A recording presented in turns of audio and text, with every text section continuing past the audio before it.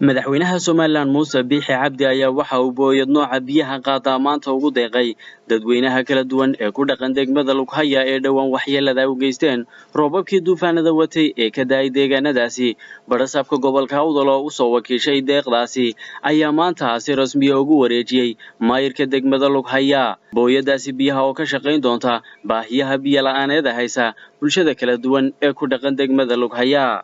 sidoo kale barasaabka gobolka Awdal ayaa waxa uu mahad celiyay mas'uuliyiinta kala duwan ee jaamacadda Camuud uga mahad celiyay tiimam caafimaad oo ay u soo direen si waxay uga qabtaan xaaladda caafimaad ee ay ku sugan yihiin dadkii waxyeelada u geystay roobabkii duufaanada watay ee ka daay degmadaasi Lughaya maanta ku soo dhaweynaynaa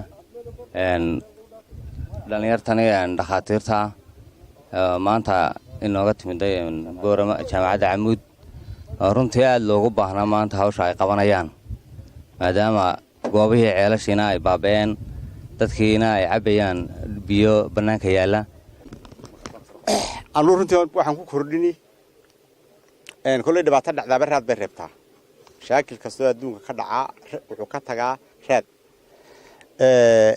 duufaanka dhacay wuxuu ka tagay raadka waxa kamid ah gaajo waxa kamid ah caafimaad darro dadka ku soo korodha oo wali taagan waxa kamid ah caafimaad darradii xoolaha oo iyaduna socota waxa kamid ah caafimaadkii wixii dhintay ee dhulka daadsan oo malaayiin markay imka roobku ku doo dadku maadaama ay durdurro iyo biyo ka cabaan sidii looga badbaadin lahaaba iyana kamid ah booyada waan wareejinayaa waa gurmad degdega oo ay soo dirtay xukuumadda uu hogaaminayo madaxweynaha jamhuuriyadda Soomaaliland Muuse Biixi Cabdi aad iyo aad baan uga mahadnaqaynaa haddaan reer Awdal nahay aad iyo aad baan uga mahadnaqaynaa waana wareejinayaa isla saacadda waxaan ku wareejinayaa gudoomiyaha degmada Lughaya Abdullaahi waa taas oo ku wareeji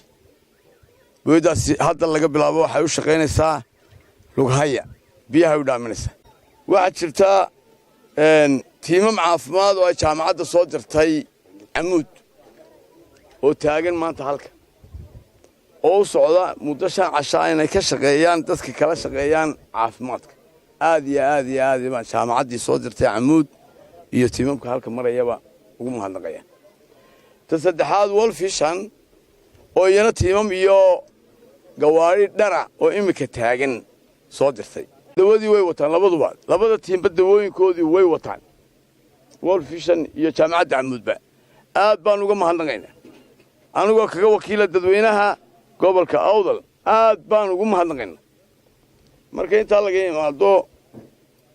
waxaan mahad weyn u naqayaa UNICEF oo runtii ilaahay markii xaaladaasi bilaabmaysaan xiriir wada sameeynay maantana barbarkayga taagan oo nagala shaqeynaya isku xidhka hay'adaha hygiene-ka iyo health-ka kitiska wash and supplies-ka taandooyin waaweyn oo UNICEF-tu noo soo wado noo imanaya waxaan aad iyo aad ugu mahadnaqayaa gurmadkii u weynaa ee raashinka iyana oo ay ugu soo horeysay Camuud Foundation oo horaantooda iminka gawaaridii soo gelayso ay soo direen 1500 oo qoys oo aan maanta ku qaybin doonaa hadii laga bilaabo maanta hadii la yiraahdo waxaan ku qaybin doonaa gargaara